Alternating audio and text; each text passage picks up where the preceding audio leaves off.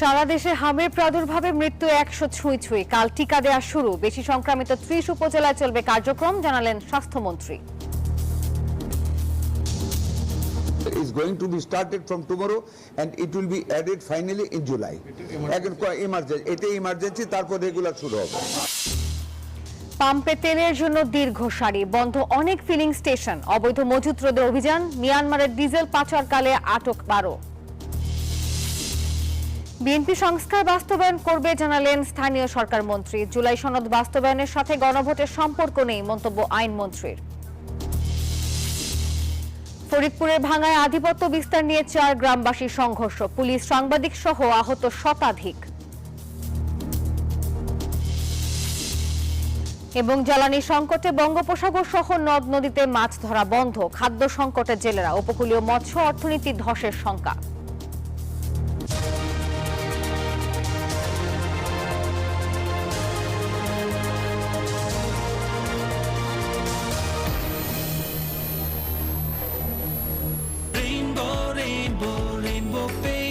Rainbow Paints, the color of joy. স্বাগত news 24 দেশের সংবাদে। পুরো আয়োজনের সাথে আছে আমি নাফিসা হক। দেখছিলেন বিআরবি কেবলস। সংবাদ শিরোনামগুলো। শব্দের আরেক নাম, একদম ইউনিক স্ট্রাকচারাল ডিজাইনের কসমিক ডোর। এর ওয়াল থিকনেস ও রিপ থিকনেস বেশি থাকা থেকে 50 বছরেরও বেশি। কসমিক ডোর, নিশ্চিন্তে 50 বছর। যাচ্ছি পুরো খবরে। সারা দেশে ক্রমেই হামে আক্রান্ত শিশুদের মৃত্যু ঝুঁকি বাড়ছে। রাজশাহী মেডিকেল কলেজ হাসপাতালে গত 24 ঘন্টায় হামের উপসর্গ নিয়ে চিকিৎসাধীন অবস্থায় 3 শিশুর মৃত্যু হয়েছে। কুষ্টিয়ায় হাম আক্রান্ত 2 শিশুর মৃত্যু হয়েছে। আর এদিকে আগামীকাল থেকে দেশের বিভিন্ন স্থানে হামের টিকাদান কার্যক্রম শুরু হচ্ছে। বিস্তারিত থাকছে ডেস্ক রিপোর্টে। ক্রমেই মহামারী আকার ধারণ করছে হাম। সারা দেশে বাড়ছে আক্রান্তের সংখ্যা, বাড়ছে মৃত্যুর মিছিল। রাজশাহী মেডিকেল কলেজ হাসপাতালে গত 24 ঘন্টায় হামের উপসর্গ নিয়ে চিকিৎসাধীন অবস্থায় 3 জনের মৃত্যু হয়েছে। নতুন রোগী ভর্তি হয়েছে 25 জন। মোট চিকিৎসা নিচ্ছেন 149 রোগী। রাজশাহী বিভাগের স্বাস্থ্য পরিচালক জানান, আগামীকাল থেকে বিভাগের 5 জেলায় টিকাদান কার্যক্রম চলবে। এদিকে গত 24 ঘন্টায় কুষ্টিয়ায় হাম আক্রান্ত হয়ে 2 শিশুর মৃত্যু হয়েছে। এর মধ্যে 1 শিশু গত 4 দিন ধরে হাসপাতালে চিকিৎসাধীন ছিল। নতুন করে ভর্তি হয়েছে 20 রোগী। চিকিৎসকরা জানান, চিকিৎসাধীন আরো কয়েকজন শিশুর অবস্থা সংকটাপন্ন। এছাড়াও শরীয়তপুরে গত 24 ঘন্টায় নতুন করে 5 জন সদর হাসপাতালে ভর্তি হয়েছেন। এ নিয়ে মোট 14 জন চিকিৎসা নিচ্ছেন। এছাড়াও পাবনা, গোপালগঞ্জ সহ বিভিন্ন জেলায় হাম আক্রান্তের সংখ্যা ক্রমেই বৃদ্ধি পাচ্ছে। Desk report, news 24। হামের প্রাদুর্ভাব নিয়ে আলোচনাতে রাজশাহী থেকে যুক্ত হবেন সহকর্মী মতিউর মর্তুজা। মর্তুজা, জানাবেন রাজশাহীতে হামে আক্রান্ত ঠিক কতজন শিশু হাসপাতালে ভর্তি রয়েছেন, জেলার সার্বিক পরিস্থিতি, এবং একই সঙ্গে জানাবেন টিকাদান কর্মসূচিতে রাজশাহীকে কিন্তু শুরুর দিকে রাখা হয়েছে, এই বিষয়ে কিছু তথ্য আছে কিনা? চিকিৎসাধীন অবস্থায় 3 শিশু হামের উপসর্গ নিয়ে মৃত্যুবরণ করেছে। এর আগে এই মৌসুমে হামের চিকিৎসা নিয়ে মোট 38 জন শিশু রাজশাহী মেডিকেল কলেজ হাসপাতালে মৃত্যুবরণ করেছে। আর রাজশাহী বিভাগের পাবনা ও চাঁপাইনবাবগঞ্জ জেলায় সবচাইতে হামে আক্রান্ত হয়েছে বেশি। এর প্রেক্ষিতে সারা দেশের মতো আগামীকাল রাজশাহী বিভাগেও হামের টিকাদান কার্যক্রম শুরু হবে। রাজশাহী বিভাগীয় স্বাস্থ্য পরিচালক জানিয়েছেন যে রাজশাহী বিভাগের যে 8টি জেলা রয়েছে, এই 8টি জেলার মধ্যে 5টি জেলার যেসব এলাকা হামের হটস্পট হিসাবে এখন পর্যন্ত বেশি আক্রান্ত হয়েছে, সেই সব জেলাতে টিকা কার্যক্রম প্রথমে শুরু করা হবে। এর মধ্যে রাজশাহী, চাঁপাইনবাবগঞ্জ, পাবনা, নাটোর, নওগাঁ জেলায় টিকাদান কার্যক্রম শুরু হবে। আগামীকাল সকাল 9টায় রাজশাহীর গোদাগাড়ী উপজেলায় হামের টিকা দেওয়া হবে। তবে আমরা সিভিল সার্জনদের সঙ্গেও কথা বলেছি, তারা কিন্তু এখন পর্যন্ত আমাদেরকে বিস্তারিত জানাতে পারেননি যে ঠিক কত ডোজ টিকা বা কতজন শিশুকে টিকা দেওয়া হচ্ছে, এ বিষয়ে তারা এখনো সুনির্দিষ্ট তথ্য দিতে পারেননি। তবে বলছেন যে তারা সন্ধ্যার মধ্যে সকল প্রস্তুতি শেষ করবেন, করে হামের টিকাদান কার্যক্রম শুরু করবেন। আর এই মৌসুমে রাজশাহী মেডিকেল কলেজ হাসপাতালে 377 জন শিশু হামের আক্রান্ত হয়ে বা হামে উপসর্গ নিয়ে হাসপাতালে চিকিৎসা চিকিৎসা নিয়েছেন। গত 24 ঘন্টায় রাজশাহী মেডিকেল কলেজ হাসপাতালে 149 জন শিশু হামের উপসর্গ নিয়ে ভর্তি রয়েছে। তবে হাসপাতালে এখনো পুরোপুরি আইসোলেশন ওয়ার্ড চালু করা সম্ভব হয়নি। হাসপাতাল কর্তৃপক্ষ বলছে যে তাদের সীমিত সামর্থ্য নিয়ে তারা চেষ্টা করে যাচ্ছেন আইসোলেশনের মাধ্যমে হামাক্রান্তদের চিকিৎসা দেওয়ার। তবে জায়গার সংকুলন না হয়ে ওয়ার্ডগুলো যে শিশু ওয়ার্ডগুলো রয়েছে সেখানে কর্নার করে শিশুদের চিকিৎসা দেওয়া হচ্ছে। পাশাপাশি 30 বেডের ছোট্ট একটি আইসোলেশন ওয়ার্ড করে সেখানেও চিকিৎসা দেওয়া হচ্ছে। আর এর মাঝখানে কিন্তু আইসিইউ এর তীব্র সংকট রয়েছে। তবে আইসিইউ এ দালালদের দৌরাত্ম্য রয়েছে, যে কারণে সাধারণ রোগীরা কিন্তু আইসিইউ বেড থেকে বঞ্চিত হচ্ছেন। এইসব বিষয় নিয়ে হাসপাতালের পরিচালক বলছেন যে তারা এসব বিষয় নিয়ে তদন্ত করে দেখবেন, কোনো অনিয়ম হলে ব্যবস্থা নেবেন। সেই সাথে যারা বিশেষজ্ঞ রয়েছেন তারা কিন্তু সতর্ক করেছেন যে হামের যে নতুন ভেরিয়েন্ট, এখানে 9 মাসের কম বয়সী বাচ্চারাও প্রচুর পরিমাণে আক্রান্ত হচ্ছেন, যে কারণে হামের কোনো নতুন ভেরিয়েন্ট এসেছে কিনা সে বিষয়েও কিন্তু তারা তদন্ত করে দেখার কথা বলছেন। সব মিলে হাম নিয়ে আতঙ্কিত না হয়ে চিকিৎসকের পরামর্শ নেওয়ার কিন্তু পরামর্শ দিচ্ছেন বিশেষজ্ঞরা। এই ছিল রাজশাহী মেডিকেল কলেজ হাসপাতাল থেকে সর্বশেষ। কক্সবাজার থেকে আরো খবর জানাতে যুক্ত হচ্ছে সহকর্মী ইরফান, আমরা যাচ্ছি তার কাছে।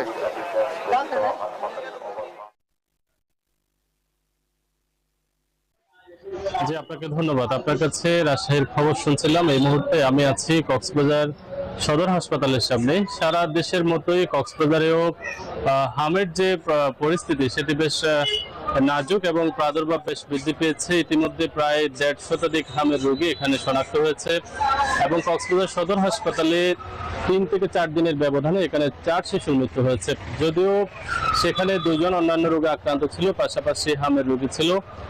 এই নিয়ে 4 জন যে মৃত্যু হয়েছে, মৃত্যুকে ঘিরে কক্সবাজারে এখন পর্যন্ত আসলে এক প্রকার উদ্বেগজনক পরিস্থিতি বিরাজ করছে। এবং কক্সবাজারের যে সিভিল সার্জন তিনি বলছেন শিশুদের যে টিকা দেওয়া হয় 9 মাস এবং 15 মাস বয়সী শিশুদের, সেই টিকা অনেকে না দেওয়ার কারণে কিন্তু হামের যে প্রবণতা সেটি বৃদ্ধি পাচ্ছে। শুধুমাত্র কক্সবাজার সদর হাসপাতাল নয়, এর আশেপাশে আরো বেশ কিছু প্রাইভেট হাসপাতালে ইতিমধ্যে এই চিকিৎসা চলছে। হামের রোগীদের যে প্রবণতা বৃদ্ধি পেয়েছে সেটি ইতিমধ্যে সদর হাসপাতাল ছাড়াও আরো বেশ কয়েকটি প্রাইভেট হাসপাতালে তাদের চিকিৎসা চলছে। তবে কক্সবাজারে স্থানীয়দের পাশাপাশি এখানে প্রায় 12 লাখ রোহিঙ্গাদের একটি বহর রয়েছে। সেই জায়গায় যে সমস্ত রোহিঙ্গা ক্যাম্পগুলো রয়েছে সেখানেও হামের প্রবণতা বেশ বৃদ্ধি পাচ্ছে বলে চিকিৎসকরা জানিয়েছেন। তবে চিকিৎসকদের একটি দাবি, তারা অনেকেই বলছেন যে শিশুদের আসলে কিছু হলেই হাম হয়েছে এমন একটি গুজব ছড়িয়ে পড়ে, যার কারণে হামের জন্য কক্সবাজার সদর হাসপাতালে আলাদা একটি ওয়ার্ড এবং আইসোলেশন সেন্টার চালু করা হয়েছে এবং সেখানে রোগীদের বেশ ভিড় বৃদ্ধি পেয়েছে। তবে কক্সবাজারে এখন যে পরিমাণ হামের রোগী, সেখানে আসলে বলা হচ্ছে যে তাদের আসলে হামের যে রোগী তাদের যে চিকিৎসা এবং সতর্কতা থাকলে এই হাম থেকে বেঁচে যাওয়া সম্ভব বলে জানানো হয়েছে। এই ছিল কক্সবাজার থেকে হামের সবশেষ খবরাখবর। ফিরে যাচ্ছে স্টুডিওতে নাফিসার কাছে। ইরফান এবং মর্তুজা, ধন্যবাদ আপনাদের। এত আনন্দ কিসের? দেখেন না, সুইচ অন তো টাঙ্কি ফুল, অফুরন্ত পানি, আবার বিদ্যুৎ বিলও কম। আরএফএল ওয়াটার পাম্পের রোটর এখন আরো উন্নত, ফলে অল্প সময়ে ওঠে অধিক পানি আর বিদ্যুৎ সাশ্রয় হয় 20% পর্যন্ত। আমি ব্যবহার করি, তাই আমি জানি আরএফএল পাম্পই best. RFL water pump, on করলেই পানির তুফান। তেল নিতে দীর্ঘ লাইন এখন যেন নিত্যদিনের চিত্র। তেল সরবরাহ স্বচ্ছ রাখতে বেশ কিছু জায়গায় ফুয়েল কার্ড এবং অয়েল অ্যাপস চালু করা হয়েছে। নতুন এই পদ্ধতিগুলোর সুবিধা নিতে শুরু করেছেন অনেকে। আর এদিকে ফিলিং স্টেশনগুলোতে এখনো তেল নিতে ভোগান্তিতে রয়েছেন যানবাহন চালকরা। কোথাও আবার জব্দ করা হচ্ছে অবৈধ মজুদও। প্রতিনিধিদের পাঠানো তথ্য ছবি নিয়ে থাকছে ডেস্ক রিপোর্ট। দেশ জুড়ে তেল বাণিজ্য রোধে নানা উদ্যোগ নিয়েছে সরকার। ইতোমধ্যে বিভিন্ন জায়গায় ফুয়েল কার্ড ও অয়েল অ্যাপসের মাধ্যমে তেল দেওয়া শুরু হয়েছে। সিরাজগঞ্জে no fuel card no petrol octane নীতিতে গত 4 দিন যাবৎ তেল বিক্রি চলছে। স্বল্প সময়ে লাইনে দাঁড়িয়ে তেল পেয়ে গ্রাহকরা সন্তোষ প্রকাশ করছেন। কার্ড পদ্ধতিতে তেল দিচ্ছে, আমাদের কোনো সমস্যা হচ্ছে না। এই পদ্ধতিতে তেল দেওয়া অনেক ভালো। কার্ড করাতে আমাদের এত সুবিধা হয়েছে যে এখন আর তেল পাইতে আমাদের কোনো অসুবিধা হচ্ছে না। ফুয়েল কার্ডের মাধ্যমে তেল বিক্রি করে শৃঙ্খলা ফিরে এসেছে বলে জানান সংশ্লিষ্টরা। প্যানিক হওয়ার কোনো প্রয়োজন নেই। আমরা এই সংকট, বৈশ্বিক সংকট মোকাবেলায় আমরা প্রত্যেকেই জ্বালানি ব্যবহারে সাশ্রয়ী হব, পাশাপাশি ধৈর্য ধরে প্রয়োজনের অতিরিক্ত তেল না নিয়ে এবং সুশৃঙ্খলভাবে আমরা এই তেল সংগ্রহ করে আমরা নিজ নিজ কার্য সম্পাদন করব। রাজবাড়ীর পাংশা উপজেলার 2টি ফিলিং স্টেশনে অয়েল অ্যাপসের মাধ্যমে দেয়া হচ্ছে জ্বালানি তেল। খুব সহজেই তেল পাওয়া যাচ্ছে, মানে যারা বৈধ কাগজপত্র নিয়ে আসতেছে বৈধভাবে তেল নিয়ে চলে যাচ্ছে, এরা কোনো সমস্যা নাই। তেল নিয়ে সিন্ডিকেট করতেছে বা বিভিন্ন সমস্যা করতেছে, এরা নিতে পারছে না, এটার জন্য সুবিধা হচ্ছে আমাদের। তবে কোথাও কোথাও ফিলিং স্টেশনগুলোতে এখনো স্বস্তি ফেরেনি। খুলনায় তেল সংকটে বন্ধ রয়েছে অনেক পেট্রোল পাম্প। শনিবার সকাল থেকেই নারায়ণগঞ্জের ডিপোগুলোতে ট্যাঙ্ক লরির লম্বা লাইন দেখা গেছে। এদিকে পঞ্চগড়ের সীমান্ত এলাকা থেকে বিশেষ অভিযান চালিয়ে 30 লিটার ডিজেল উদ্ধার করেছে বিজিপি। Desk report, news 24। দর্শক, আমরা ফিলিং স্টেশনের আরো বর্তমান পরিস্থিতি জানবো। আমাদের সাথে সহকর্মীরা যুক্ত হবেন। শুরুতেই যাচ্ছি আমরা খুলনায়, সেখানে রয়েছে সহকর্মী মাকসুদ রহমান। মাকসুদ, খুলনার অবস্থা জানাবেন, আজকের ফিলিং স্টেশনে কেমন চিত্র দেখা যাচ্ছে?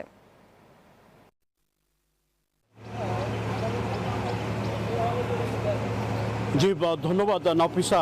একেবারে চৈত্রের খরতাপের মধ্যে সারাদিন কিন্তু এই জ্বালানি তেলের সংগ্রহের জন্য ব্যস্ততম দিন কেটেছে, ভোগান্তির একটি দিন কেটেছে যানবাহন চালকদের মধ্যে। আমরা সকাল থেকে দেখেছি অনেক পেট্রোল পাম্পে কিন্তু তেলের সংকট এবং যানবাহন চালকদের দীর্ঘ সারি। আমরা এই মুহূর্তে এসেছি খুলনার প্রবেশপথ মেট্রোপলিটন ফিলিং স্টেশনে। যদি এই ফিলিং স্টেশনটির চেহারা যদি একটু দেখাতে চাই, যে এখানেও কিন্তু একই অবস্থা, যে চাহিদা মতো তেল না পাওয়ায় যারা কিনা যানবাহন চালক তাদের দীর্ঘ অপেক্ষমান সারি। সেই সকাল থেকেই কিন্তু এই সারিতে দাঁড়িয়ে কিন্তু আসলে তেল সংগ্রহ করছেন বিভিন্ন চালক। তবে একটা জিনিস লক্ষণীয়, সেটা হচ্ছে যে যারা তেল নিতে আসছেন তাদের মধ্যে অধিকাংশ হচ্ছে মোটরসাইকেল চালক। একই সাথে যেমন তাদের অপেক্ষা আছে, পাশাপাশি আমরা এই চিত্রও দেখেছি যে অনেকের মোটরসাইকেলে পর্যাপ্ত তেল থাকলেও তারা ঘন্টার পর ঘন্টা দাঁড়িয়ে তেল সংগ্রহ করার চেষ্টা করছেন। আমরা সকাল থেকেই কয়েকজনের ট্যাঙ্কি উপচে তেল পড়তেও দেখতে পেয়েছি, তারপরেও তারা অপেক্ষার আছেন। আমরা তাদের সাথে কথা বলছি, তারা আতঙ্কিত বোধ করছেন যে হয়তো সামনে আর তেল পাওয়া যাবে না। এই চিন্তা চেতনা থেকেই তারা সর্বোচ্চ চেষ্টা করে আসলে তেল সংগ্রহ করার চেষ্টা করছেন। আজকে সরকারি শনিবার ছুটির দিন, তারপরও খুলনার 3টি ডিপো থেকে খুলনা, বরিশাল, যশোর সহ এই অঞ্চলের 13টি জেলায় মোট 25 লাখ লিটার জ্বালানি তেল সরবরাহ করা হয়েছে। এত বিশাল তেল সরবরাহ করার পরেও কিন্তু পেট্রোল পাম্পগুলোতে আসলে উল্টো চিত্র। তারা কিন্তু আসলে বলছেন যে চাহিদা মতো তেল তারা পাচ্ছেন না। যে জায়গাটিতে আসলে সংকট রয়ে গেছে সেটি হচ্ছে এই 3 ডিপো থেকে অর্ধেকের বেশি, অর্থাৎ প্রায় 18 থেকে 19 লাখ লিটার তেল যত গ্রাম অঞ্চলে, যেখানে কিনা পেট্রোল পাম্প নাই, সেখানে গ্রাম অঞ্চলে কৃষক সহ ওই অঞ্চলে জ্বালানি তেলের মাঝে এই 18 থেকে 19 লাখ লিটার তেল সরবরাহ করা হতো। এই এজেন্ট ডিলার তাদেরকে তেল সরবরাহ ডিপো থেকে বন্ধ করে দেওয়ার কারণেই কিন্তু এই শহর অঞ্চলের যে পেট্রোল পাম্পগুলো আছে সেই পেট্রোল পাম্পের চাহিদা বেড়েছে। এবং এই কারণে কিন্তু এই পেট্রোল পাম্পের যারা কর্তৃপক্ষ আছে তারা এই চাহিদা মেটাতে হিমশিম খাচ্ছেন। এবং এই সকাল থেকেই একেবারে সন্ধ্যা পর্যন্ত এই ফিলিং স্টেশনগুলোতে যানবাহনের চাপ থাকে। আমরা দেখেছি যে এই 34টি খুলনা জেলার 34টি পেট্রোল পাম্পে ট্যাগ অফিসার, পাশাপাশি আইন শৃঙ্খলা পরিস্থিতি নিয়ন্ত্রণে আইন শৃঙ্খলা বাহিনীর সদস্যদের মোতায়েন করা হয়েছে। প্রত্যেকে কিন্তু আপ্রাণ চেষ্টা করছেন যাতে পরিস্থিতি নিয়ন্ত্রণে আনতে পারেন। কিন্তু যেহেতু যারা কিনা গ্রাহক, তাদের মধ্যে উদ্বেগ আছে, তারা উৎকণ্ঠা আছে, এই কারণে তারা সর্বোচ্চ চেষ্টা দিয়ে তেল সংগ্রহ করার চেষ্টা করছেন। তো যারা কিনা গ্রাহক আছে এবং ফিলিং স্টেশন কর্তৃপক্ষ আছে তারা দাবি করছেন যদি গ্রাম অঞ্চলে এজেন্ট ডিলারদের তেল সরবরাহ করা যায় তাহলে হয়তো পরিস্থিতি স্বাভাবিক হবে। এই ছিল খুলনা পেট্রোল পাম্প থেকে সর্বশেষ। একই খবর জানতে আমরা যাচ্ছি নারায়ণগঞ্জে আমাদের প্রতিনিধি শরীফ সুমনের কাছে। শরীফ সুমন জানাবেন নারায়ণগঞ্জের জ্বালানি তেল সরবরাহের সর্বশেষ খবর কি। শরীফ সুমন।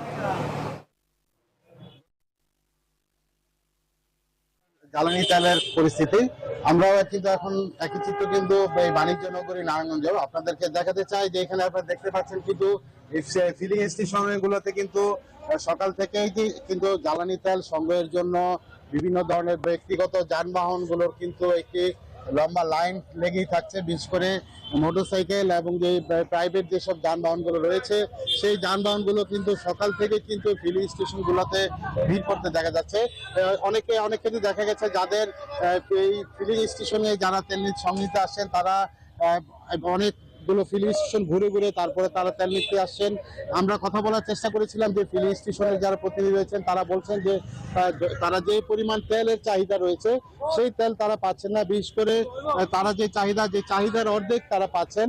নারায়ণগঞ্জে কিন্তু 4টি ডিপো রয়েছে, সেই ডিপো থেকে যেই তেল সরবরাহ করা হচ্ছে, যার মধ্যে কিন্তু সিংহভাগ কিন্তু রাজধানী ঢাকায় সরবরাহ করেছে। তার পাশে কিন্তু জেলা পর্যায়ে কিন্তু বেশিরভাগ ফিলিং স্টেশনে কিন্তু অকটেন এবং পেট্রোলের যে চাহিদা রয়েছে সেই চাহিদা অনুযায়ী কিন্তু সরবরাহ করা হচ্ছে না, এবং সেই তুলনায় কিন্তু ডিজেলের কিন্তু খুব একটি সংকট নেই। বিশেষ করে ডিজেল কিন্তু প্রতিটি ফিলিং স্টেশনে সরবরাহ করা হচ্ছে, কিন্তু অকটেন এবং পেট্রোলের কিন্তু ঘাটতি রয়েছে, যে কারণে কিন্তু এই ফিলিং স্টেশনগুলোতে কিন্তু অকটেন এবং পেট্রোলের চাহিদা অনুযায়ী সরবরাহ কম থাকায় কিন্তু ফিলিং স্টেশনগুলোতে কিন্তু যারা ব্যক্তিগত গাড়ি রয়েছে যারা আসছেন তারা কিন্তু তেল না পেয়ে এক ফিলিং স্টেশন থেকে আরেক ফিলিং স্টেশনে ছুটি করছেন।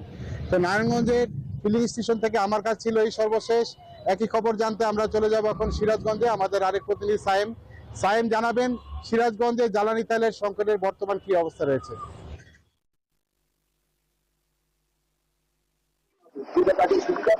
শরীফ সুমন, ধন্যবাদ।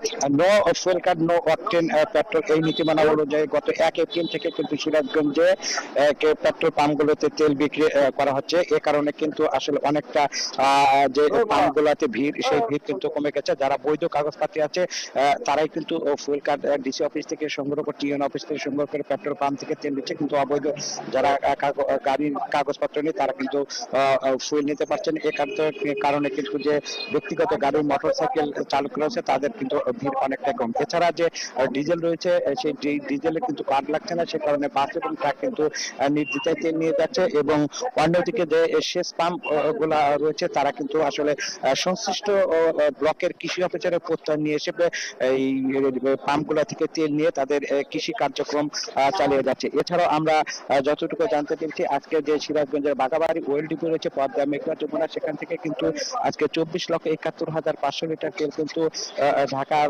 কয়েকটি জেলা এবং রাজশাহী, রংপুর এবং ময়মনসিংহের কয়েকটি জেলার কিন্তু 279টি পাম্পে তেল সরবরাহ করা হয়েছে, এবং এই পাম্পে তদারকি করছেন কিন্তু সেনাবাহিনী, এবং পাম্প থেকে যে লরিগুলো বের হচ্ছে সেই লরিগুলো কিন্তু সিরাজগঞ্জের যে জেলা প্রশাসন রয়েছে তারা কিন্তু আসলে এই সংশ্লিষ্ট ডিপোতে তারা স্কট দিয়ে পৌঁছে দিচ্ছে। আসলে সব মিলিয়ে যদি এই সিস্টেম তেল বিক্রি করা হয় তাহলে কিন্তু অনেকাংশ তেলের সংকট কমে যাবে বলে সংশ্লিষ্টরা মনে করছেন। এই ছিল আমার কাছে থেকে সর্বশেষ। ফিরছি স্টুডিওতে নাফিজা আপনার কাছে। ধন্যবাদ সহকর্মী সায়েম, সুমন এবং মাকসুদ জানাচ্ছিলেন ফিলিং স্টেশনের বর্তমানের খবরাখবর। বিজলি কেবলস যে কোনো স্থাপনার বৈদ্যুতিক সংযোগকে রাখে নিরাপদ। এর স্কিন কোটেড ইনসুলেশন সম্পূর্ণ ফায়ার রিটার্ডেন্ট, তাই বিজলি কেবলস নিজেই নিজেকে নেভায়। বিজলি কেবলস, নিরাপদ আজীবন। 34,000 টন ডিজেল নিয়ে চট্টগ্রাম বন্দরের জলসীমায় পৌঁছেছে মালয়েশিয়া থেকে আসা একটি অয়েল ট্যাঙ্কার জাহাজ। শুক্রবার রাতে জাহাজটি বঙ্গোপসাগরের কুতুবদিয়া চ্যানেল হয়ে চট্টগ্রাম বন্দরের বহির্নোঙরে এসে পৌঁছায়। আগামীকাল ভোরে পতেঙ্গার পদ্মা ডলফিন জেটিতে পৌঁছার পর শুরু হবে খালাস প্রক্রিয়া, এই কথাই জানিয়েছেন বিপিসির কর্মকর্তারা। এর আগে দুপুরে 27,300 টন ডিজেল নিয়ে সিঙ্গাপুর থেকে আসা আরও একটি জাহাজ পদ্মা অয়েলের ডলফিন জেটিতে বার্থিং করে।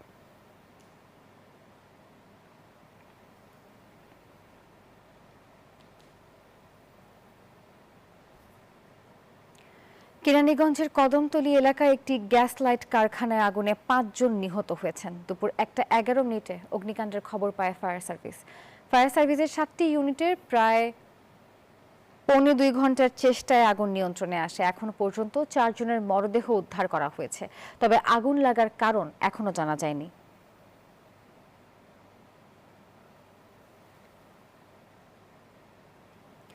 ফরিদপুরের তুচ্ছ ঘটনায় 4 গ্রামের লোকজনের সংঘর্ষে অন্তত অর্ধশতাধিক আহত হয়েছেন। শনিবার সকাল 7টা থেকে দুপুর 12টা পর্যন্ত এই সংঘর্ষ চলে, আর এরপর সেনাবাহিনী এবং পুলিশ মিলে প্রায় 5 ঘন্টা চেষ্টার পর পরিস্থিতি নিয়ন্ত্রণে আনেন। পুলিশ জানায়, গত 2 দিন আগে মনসুরাবাদ গ্রামের রাহাত নামের এক কিশোর ফুটবল খেলার মাইকিং করার সময় পাশের গ্রামের কয়েকজন তাকে মারধর ও লাঞ্ছিত করে। মূলত এই ঘটনাকে কেন্দ্র করেই এই সংঘর্ষ।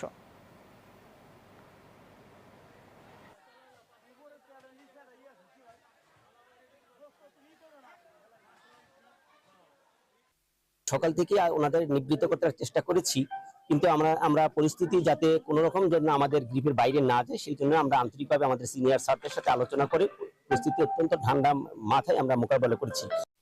যত লাগে ততবার হাই কেয়ার ডাইপার। আমার সোনামণির সুরক্ষা তো আমার হাতে, মা হিসাবে আমি তাই কেয়ারফুল। হাই কেয়ার ডাইপার, মোর দেন কেয়ার। দেশের সংবাদ একটি বিরতির সময় হলো, ফিরছি আরো খবর নিয়ে, সঙ্গেই থাকুন।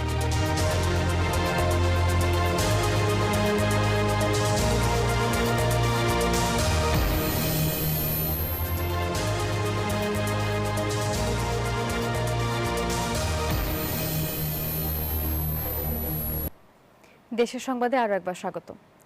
বিএনপি সংস্কার চায় না এমন বক্তব্য সম্পূর্ণ মিথ্যা এবং এর মাধ্যমে জাতিকে বিভ্রান্ত করা হচ্ছে বলে মন্তব্য করেছেন স্থানীয় সরকার মন্ত্রী ও বিএনপির মহাসচিব মির্জা ফখরুল ইসলাম আলমগীর।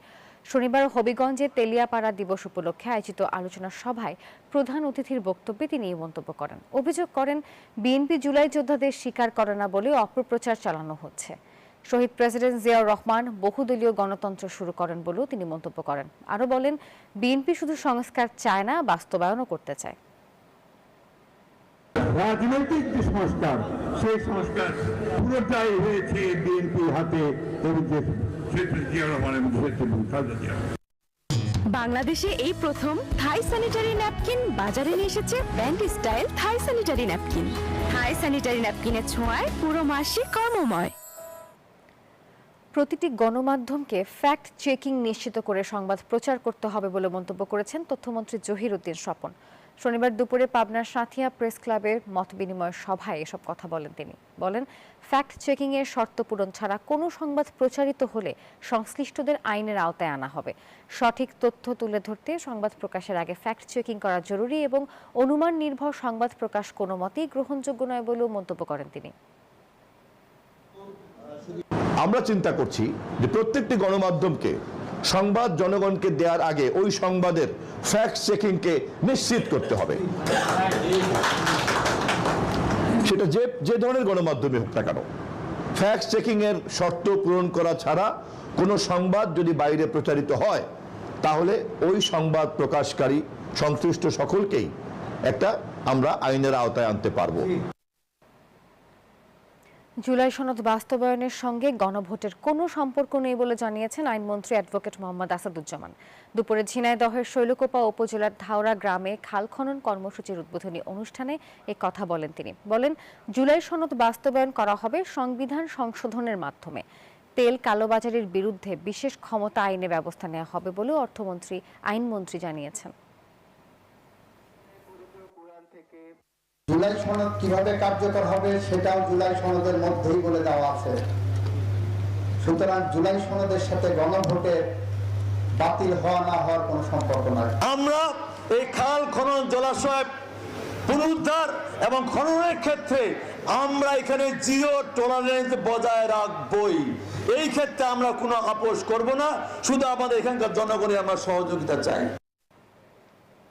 বিএনপি তার নির্বাচনী ম্যানিফেস্টোতে যা বলেছে তা অক্ষরে অক্ষরে পালন করবে, তবে তা নিয়মের মধ্যেই হবে বলে মন্তব্য করেছেন সমাজ কল্যাণ মন্ত্রী professor doctor AJM Zahid Hossain. দুপুরে দিনাজপুর শিশু একাডেমি মিলনায়তনে জেলা প্রশাসন ও সমাজ সেবার যৌথ আয়োজনে বেসরকারি এতিমখানা আশ্রমের মাঝে ক্যাপিটেশন গ্রান্টের চেক বিতরণ অনুষ্ঠানে এসব কথা বলেন তিনি। আরও বলেন, জনগণ ভোট দিয়ে বিএনপিকে ক্ষমতায় এনেছে, বিএনপি কখনো প্রতারণা করবে না।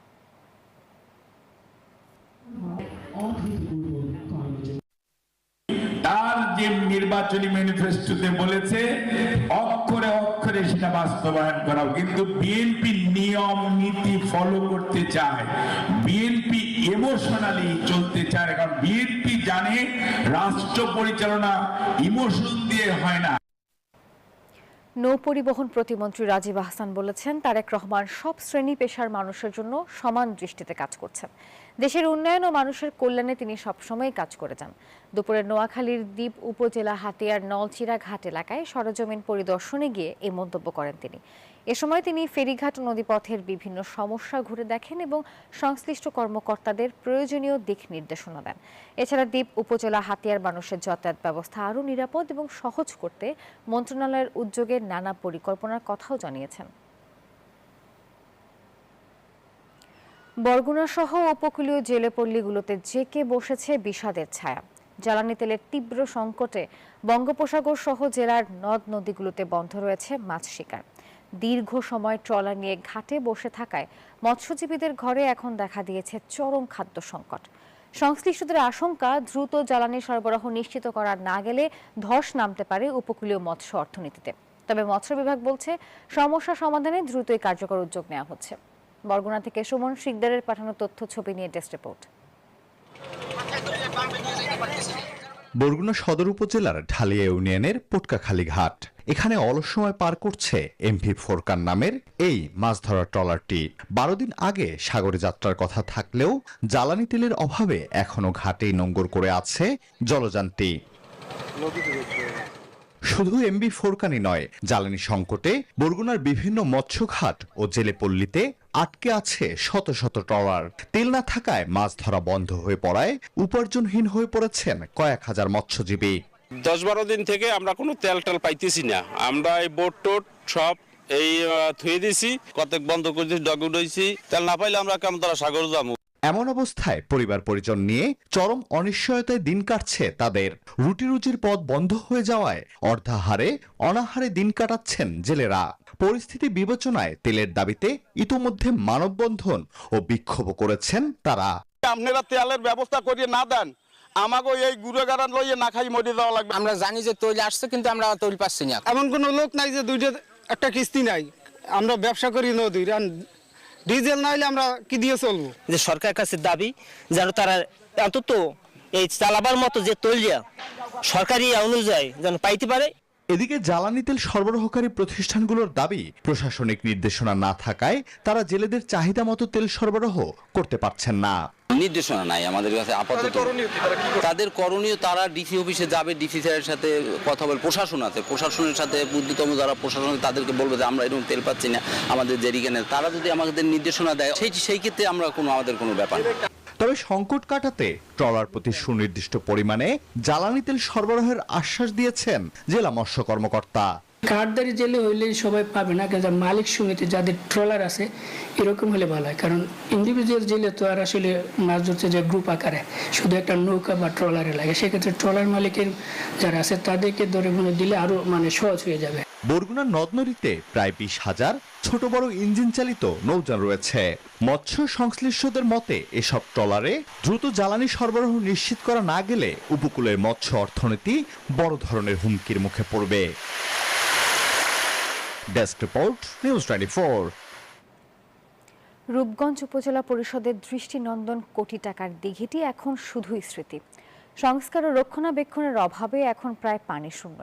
গভীর নলকূপটিও দীর্ঘদিন ধরে অচল। স্থানীয়দের অভিযোগ, যথাযথ তদারকির অভাবে সরকারের কোটি টাকার এই প্রকল্প এখন জনস্বার্থে কোনো কাজেই আসছে না। দ্রুত সংস্কার করে দিঘির সৌন্দর্য ফিরিয়ে আনার দাবি এলাকাবাসীর। আলম হোসেনের তথ্য ছবি নিয়ে ডেস্ক রিপোর্ট। এক সময়ের প্রাণচঞ্চল এই প্রকল্পে এখন নেই কোনো পানি। দিঘির তলদেশ শুকিয়ে গেছে, যেখানে শুধু এখন শুকনো মাটি আর আগাছার দখল। রূপগঞ্জের উপজেলা পরিষদের অর্থায়নে প্রায় 1,72,00,000 টাকা ব্যয়ে নির্মিত দৃষ্টিনন্দন দিঘিটি এখন অযত্ন ও অবহেলায় পরিত্যক্ত অবস্থায় পড়ে আছে। সৌন্দর্য বৃদ্ধির জন্য বসানো বেঞ্চ, সীমানা, প্রাচীর ও ঘাট থাকলেও সেগুলো অনেকটাই নষ্ট হয়ে যাচ্ছে। পানি সরবরাহের জন্য বসানো গভীর নলকূপটিও দীর্ঘদিন ধরে অচল। স্থানীয়দের অভিযোগ, নিয়মিত তদারকি ও রক্ষণাবেক্ষণের অভাবে দিঘিটির এ দশা। আমরা চাচ্ছি এই পুকুরটা সুন্দর একটা মনোরম পরিবেশ হবে, পানি হবে, আশেপাশে মানুষে ঘুরবে। তারপরে 4 সাইড বাউন্ডারি, 1 সাইড গেট, একটা সাইড গেট করছে, আরেকটা সাইড গেট করলে আরেকটা গাটলাস থাকলে মানুষের সব সাইডের মানুষ ব্যবহার করতে পারবে। দিঘিটার ভিতরে যদি পানি থাকতো সবচেয়ে বেশি ভালো লাগতো, আর দেখতো একটু সৌন্দর্য থাকতো, সবাই কাজ কাম করতো। বড় একটা অ্যামাউন্ট দিয়ে এটার একটা সাবমার্সিবল গাড়া হয়েছে, কিন্তু ওইটা ছাড়তেছে না। ওইটাও ছাড়তে হবে, সাইডা দিঘিতে পানি রাখতে হবে। পানি রাখার পরে আমাদের এই দিঘির যে বেটা করা হয়েছে ওইটার মজা আমরা নিতে পারবো। অস্থায়ীভাবে পাম্প বসিয়ে কিছুটা সমাধান করা হলেও টেকে না পানি। নতুন করে আবারও দিঘিটি পুনর্খনন ও সৌন্দর্যবর্ধনের কাজ করার আশ্বাস উপজেলা প্রশাসনের। আমরা এক্সট্রা সেখানে একটা সাবমার্সিবল পাম্প বসিয়েছি। এটি কোনো সাস্টেইনেবল কোনো ওয়ে না, কারণ আমরা অনেক বিদ্যুৎ বিল এখানে আসে এবং পানিটা আজকে দিচ্ছি, কালকে আবার পানিটা নাই হয়ে যাচ্ছে। যদি এরকম হয় যে না আমরা মনে করি যে আরো গেট দরকার, তাহলে আমরা একটা পশ্চিম পাশ দিয়ে আমরা একটা পকেট গেটের ব্যবস্থা রাখতে পারি। উপজেলাবাসীর বিনোদন ও পানির সংকট নিরসনের স্বপ্ন এখন ভেঙে গেছে। দ্রুত সংস্কার করে দিঘিটি আবারও ব্যবহারযোগ্য হবে এমন আশা সংশ্লিষ্টদের। Desk report, news 24। আরও একটি বিরতি নিতে হচ্ছে, সঙ্গেই থাকুন।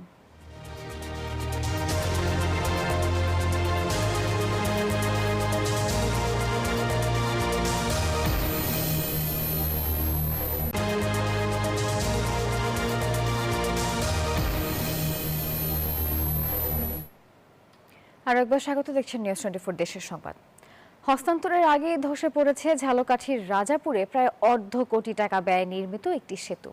উদ্বোধনের আগেই কাঠামো হেলে পড়া এবং বিভিন্ন স্থানে বড় ধরনের ফাটল দেখা দেয় চরম ঝুঁকিতে পড়েছেন স্থানীয় বাসিন্দারা। অভিযোগ রয়েছে এলজিইডি কর্তৃপক্ষের তদারকির অভাব এবং নিম্নমানের নির্মাণ সামগ্রী ব্যবহারের কারণেই দ্বিতীয় দফা সংস্কারের পরেও টেকেনি এই সেতু। এস এম রেজাউল করিমের পাঠানো তথ্য ছবি নিয়ে টেস্ট রিপোর্টে বিস্তারিত। রাজাপুর উপজেলার শুক্তাগড় ইউনিয়নের সাঙ্গর গোপালপুর সংযোগ সড়কের এই সেতুটি ১.৫ বছর আগেই হস্তান্তরের কথা ছিল, তবে ৫ আগস্টের পর ঠিকাদার পালিয়ে যাওয়ায় কাজ দীর্ঘদিন বন্ধ থাকে। ২০২৫ সালের ডিসেম্বর মাসে ৪২ লাখ টাকা ব্যয়ে পুনরায় কাজ শুরু হয়। প্রথম দফায় ভেঙে যাওয়ার পর জানুয়ারিতে দ্বিতীয় দফায় কাজ শুরু হলেও শেষ হওয়ার ১৫ দিনের মধ্যে এই সেতুর একাংশ দেবে গিয়ে পুরো কাঠামো হেলে পড়ে। স্থানীয়দের অভিযোগ, নিম্নমানের নির্মাণ সামগ্রী ও তদারকির অভাবে ঢালাইয়ের সময়ই সেতুটি দুর্বল হয়ে পড়ে। প্রভাবশালীদের ছত্রছায়ায় দায়সারা কাজ করা হয়েছে বলেও দাবি তাদের। দ্রুত নিরপেক্ষ তদন্তের দাবি জানিয়েছেন এলাকাবাসী। ব্রিজটা 15 দিন হয়েছে, 15 দিনের মধ্যে ব্রিজটা ডাববে গেছে, ভেঙে গেছে, ফাটে গেছে সবকিছু।